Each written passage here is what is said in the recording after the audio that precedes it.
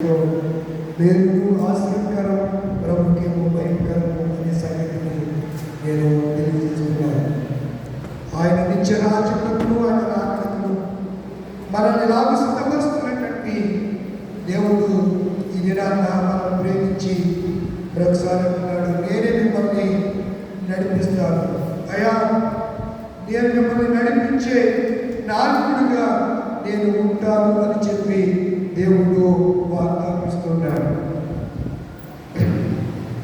నాకు కొంచెం హెల్త్ ఇబ్బంది పెడుతుంది. హెల్త్ అంటే పొద్దున్న దర్శనాలు చేశాను, చెవులకి వాటర్ పోయింది, చెవి వల్ల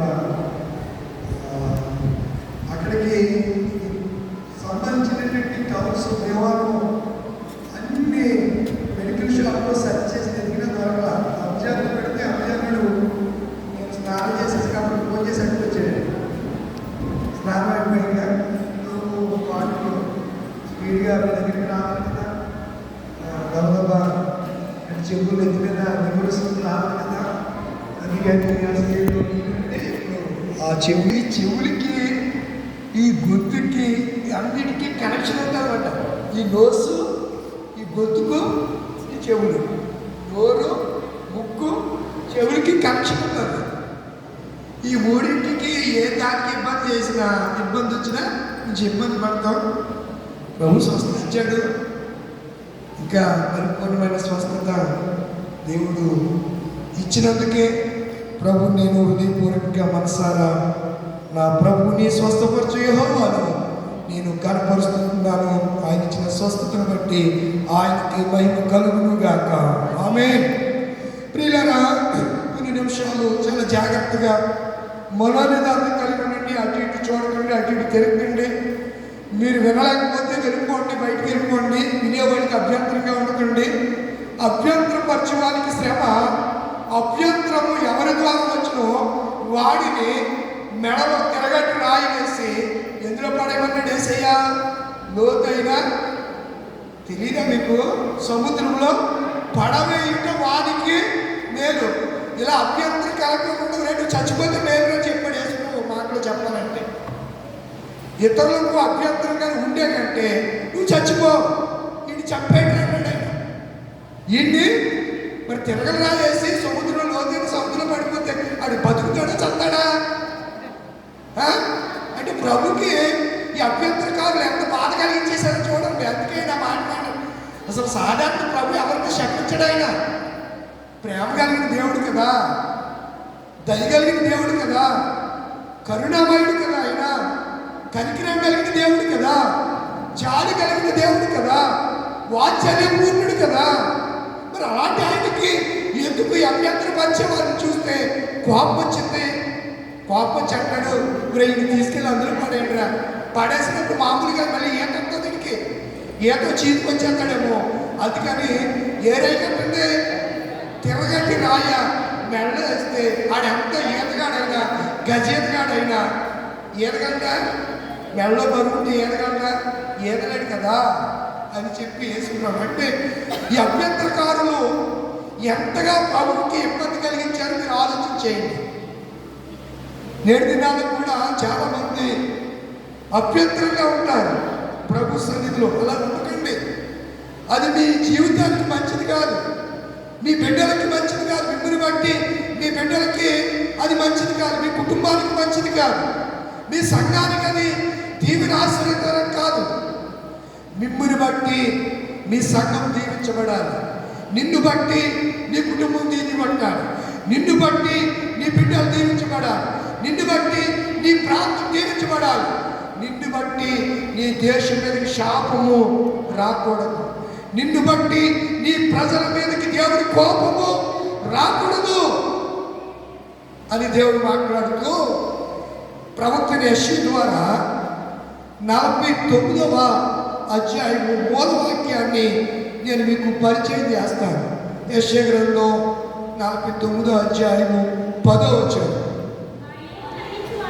వారి యందు కరుణించువాడు వారిని తోడుకొని పోవచ్చు, నీటి బుగ్గల యొక్క వారిని నడిపించును. కాబట్టి వారికి ఆకలైనను దప్పి అయినను కలుగదు. ఎండమావులైనను ఎండ అయినను వారికి తగులదు. దేవుని నామానికి మహిమ కలుగునుగాక. ఆమేన్. వారి యందు కరుణించువాడు వారిని నడిపించును. అయ్యా, నేనే మిమ్మును నడిపించువాడును, నేనే మిమ్మును వాదార్చువాడును, నేనే మిమ్మును రక్షించువాడను, నేనే మిమ్మును కాపాడువాడను, నేనే మీకు మార్గాన్ని, నేనే మీకు జీవహారాన్ని, నేనే పరలోకము నుండి మీ యొద్దకు దిగి వచ్చిన దేవుడను. అయా అయా అయా నేను మిమ్మల్ని కరుణిస్తూ ఉన్నాను, మీ అందు జాలి చూపుతున్నాను. నేను ఆయన ఎంతగా కరుణిస్తూ ఉంటే అంతగా కఠినాత్మ అయిపోతున్నాం మనం. అమ్మా వింటున్నారా? ఆయన కరుణించేవాడు అయితే మనమేమైపోతున్నాం? కఠినాత్మ అయిపోతాం. కఠినాత్ముడైన పాపిని పిలచేవో యేసువా. కఠినాత్ముడైనటువంటి పాపిని మానవుని కనికరం కలిగిన దేవుడు, జాలి కలిగిన దేవుడు, ప్రేమ వాత్సల్యపూర్ణుడైన దేవుడు మనల్ని తన యొద్దకు పిలుస్తూ ఉన్నాడు. పిలిచినప్పుడు ఆయన వద్దకు వస్తేనట నీటి బుగ్గల యొద్దకు మనల్ని, ఏ బుగ్గలంట? నీటి బుగ్గల యొద్దకు, జీవజ్వలముల యొద్దకు ఆయన అని అంటాడు కదా. నేనిచ్చి నీళ్లు త్రాగువాడు మరన్నిటికీ. ఒక ఆయన అన్నాడు, పరలోకంలో ఆకలి దప్పులు ఉండవని వాక్యం చెప్తుంటే టాయిలెట్కి ఎలా వెళ్తాడండి? నీళ్ళు తాగి కదా టాయిలెట్ వచ్చేది. ఆకలి అంటేనే కదా, నువ్వు తింటేనే కదా లోపల బయటకు వచ్చేది. తినకపోతే ఆకలి లేదంటే ఇంక నువ్వేం తింటావు? ఏం తినడానికి అవకాశం లేదు అక్కడ.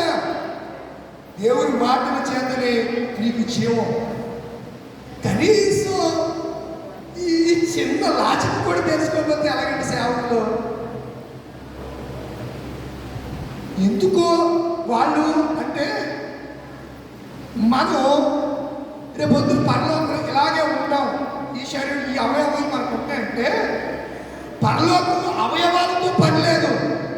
మనిషి మాత్రం అలా ఉంటాం, అవయవాలతో పని లేదు. కిడ్నీ పనిచేయని అవసరం లేదు, ఉంటుందంటే. దేవుడికి అసాధ్యమైంది ఏముంది? కిడ్నీ నువ్వు తాగి నీళ్ళు ఫిల్టర్ చేసి బయటకు పంపవలసిన నీ స్టమక్ జీర్ణాశయం దాన్ని గ్రైండర్ వేసి రుబ్బవలసిన పని లేదు, కరిగించవలసిన పని లేదు. అసలు కడుపులో అసలు యాసిడ్లే తయారు కావు. ఇప్పుడు అందరూ గ్యాస్ ప్రాబ్లంతో బాధపడుతున్నాం కదా. పరలోక రాజ్యంలో ఎలాంటి ఇబ్బందులు ఏమి ఉండవండి. అది ఒక శాశ్వతమైన రాజ్యం, ఒక అందమైన రాజ్యం.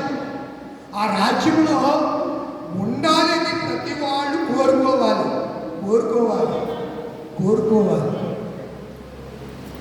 ఎందుకు కోరుకోవాలి అని అంటే, దేవుడే మనతో ఉంటాడు, దేవుడే మనము చూస్తాం. ఆయన మనతో ఉంటే మనకు కావాల్సింది ఏముంది ప్రియులారా? కనుక ఈ దినాన్న ఈ పాఠాన్ని మనం ఆలోచన చేద్దాం. వారి యందు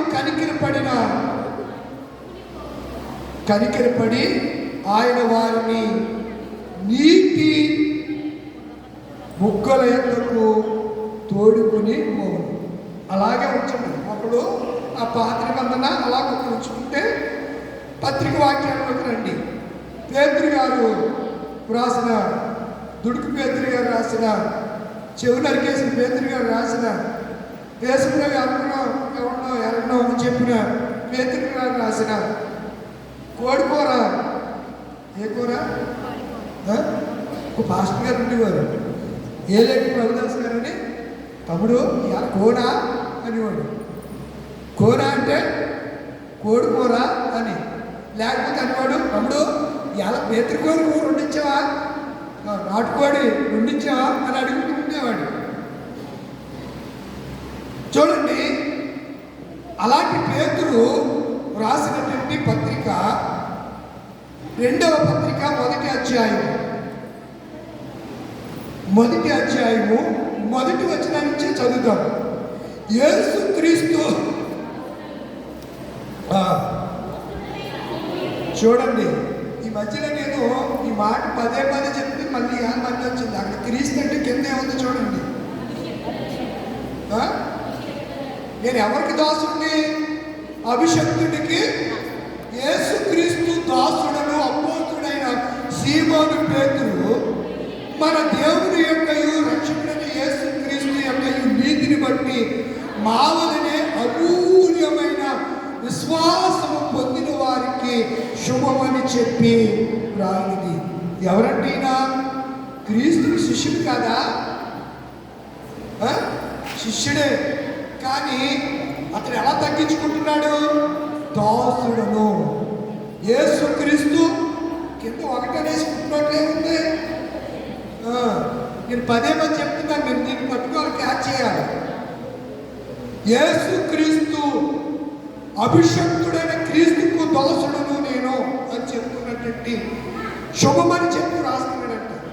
తన మహిమను బట్టి గుణాతిశయను బట్టి మనలను పిలిచిన వారిని గురించిన అనుభవ జ్ఞానం మూలముగా ఆయన మనకి ఏమిచ్చాడంట? మనం పిలిచినవాడు మనం ఓర్కనే వదిలేదండి. ఏమిచ్చాడంట? అనుభవ, దైవ శక్తి, జీవమునకును భక్తికి కావలసిన వనరులను మనకు దయచేస్తున్నందున దేవునికి గూర్చినట్టు మన ప్రభు అయిన అభిషక్తుడైన యేసుని క్రీస్తును గూర్చినట్టు అనుభవ జ్ఞానం వలన మీకు ఏమి విస్తరించాలి? కృపయు సమాధానము విస్తరించాలి. ఏమి ప్రొనౌన్సియేషన్ అండి, ఏం పరిచయం వాళ్ళేమండి. రే భోషణ్ గారు అబ్బాయి ఇప్పుడే రావాలంటే సెక్రటరీ గారి దగ్గరికి రా, చందా చిల్లర కోసం వచ్చేసినట్టున్నాడు. రాత్రి కోసం. Very good. అవన్నీ ఏంటంటే సెక్రటరీ గారికి ముందే చెప్పి ఆ తర్వాత వచ్చి ఈయనేమో ఎదుర్కొంటూ ఉంటాడు. నాకు చాలా డిస్టర్బెన్స్, మీకు తెలీదు. నేను అన్నింటినీ మూసుకుని చెప్తున్నాను. ఒక ఎందుకే చెప్పాలంటే ఇంద్రియాలన్నీ కూడా సాధనలో తెచ్చుకొని మీరు ఎన్ని ఎక్కిలేసాలు వేసినా మీ యాటిట్యూడ్ ఎలా ఉంటుందో నేను అన్ని గమనిస్తూనే ఉన్నాను. ఈ బిహేవియర్, ఈ మేనరిజం అది తెలియదు అనుకుంటున్నారా? ఇది మీరు వింటలేదు కూడా పరిశుద్ధాత్ముడు నాకు తెలియజేస్తున్నారు. ఎవరు వింటలేదో ఎవరు వింటున్నారో కూడా సంగతులు అలా చూడగానే దేవుడు వివేచన జ్ఞానం దాన్ని ఏమంటారు? వివేచన జ్ఞానం. వివేచన చూడగానే ప్రభువా ఆ వ్యక్తి అని అలా చూడగానే రేవాడు ఎట్లేదు ఎందుకు శివుడు శంకుతున్నామని దేవుడు మాట్లాడతాడు. ఆయన మరి వినేవాడు ఉంటాడు కదా, చెవుగలవాడు ఆత్మ చెప్పు సంగతులు వింటాడు కదా, మరి వినేవాడి గురించి చెప్పాలి కదా. చెప్పాలా? ఇప్పుడు అబ్రహాము ప్రార్థన చేస్తూ ఆ సొదొమను రక్షించు ప్రభువా, సరేలే రక్షిస్తానులే, ఎంతమంది ఉంటే 100 మంది ఉంటే రక్షిస్తావా? సరే 100 మంది ఉంటే రక్షిస్తాను అన్నాడు. ఎవరు? దేవుడు. మరి అబ్రహాము అన్నాడు, వాళ్ళంతా నీతిమంతులు ఉంటారేమో ప్రభు సొదొమలో అని చెప్పి ఇలా ఒకరుంటే రక్షిస్తావా అన్నాడు. ఆ ఒక్కడెవరు? ఆడు కొడుకైనా, అబ్రహాం గారి కొడుకైనా లోతు గురించి ఒక్కడు. అలాగైతే నా కొడుకైన లోతును రక్షించు అని అన్నాడు. లోతు అబ్రహాం కొడుకు అవుతాడు తెలుసా? చాలా మంది పాత్రలు అక్కడ తమ్ముడు వర్షం తెలియదు, అంటే వారి వర్షం కూడా తెలియదు బైబిల్లో ఉన్న వర్షం.